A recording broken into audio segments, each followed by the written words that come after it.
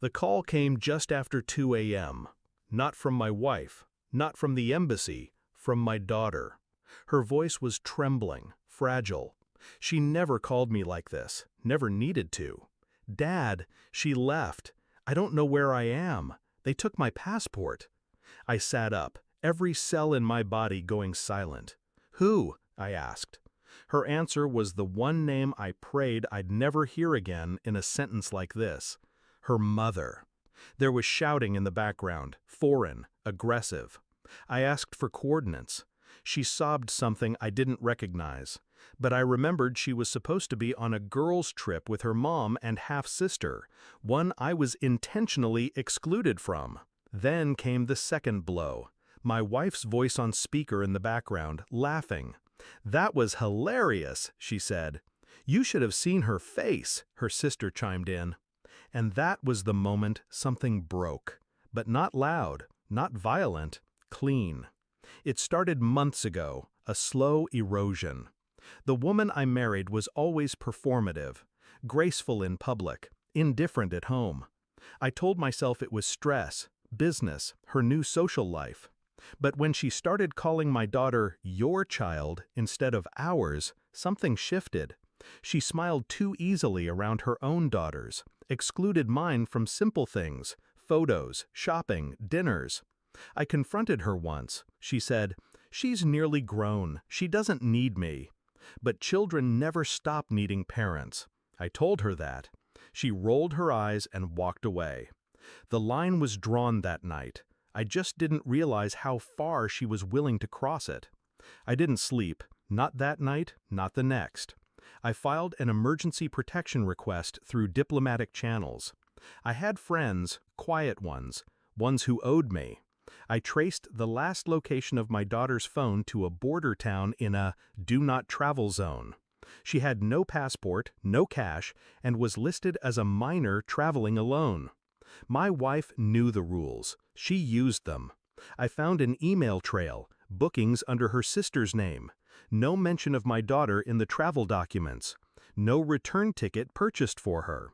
The intent was clear. Abandonment. Calculated. Cruel. And that's when the part of me she used to love, the obedient, composed provider, died. The man who replaced him didn't raise his voice. He just started making moves. By morning, my daughter was secured. A private operative intercepted her before local authorities could. She was pale, hungry, silent, but safe. I held her for a long time, her head against my chest, heart still racing.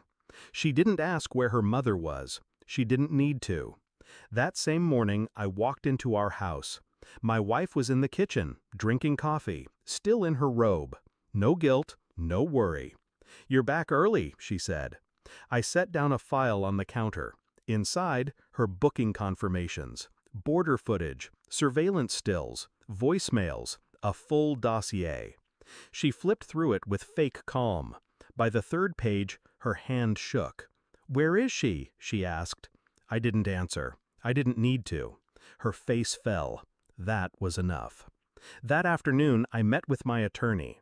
Divorce was filed under willful endangerment of a minor. All assets frozen, trusts revoked. Her business, financed by me, was audited by week's end. Turns out, her sister was listed as co-owner. Tax fraud made that easier. My daughter was relocated to a school abroad, one she chose, far from this family, far from that woman. I paid the first year in advance. When my wife called me, screaming, I said nothing. When she came to the house, pleading, I didn't open the door. She left a letter in the mailbox, 4 pages, tears, blame, regret. I burned it. Then mailed her a single page in return. No custody, no alimony, no second chances. You lost more than a daughter. You lost the only man who ever tolerated the real you. It's quiet now. The kind of quiet that doesn't echo with footsteps or arguments or forced laughter. Just peace. I still see my daughter on weekends. She smiles more now. Her voice doesn't tremble. She doesn't mention her mother. Neither do I. Some names deserve to fade. Some wounds become wisdom. I don't hate her anymore. She's just irrelevant. And what she called a joke became the reason she lost everything. Because I didn't react with rage, I responded with removal. And now, she's the one without a way home.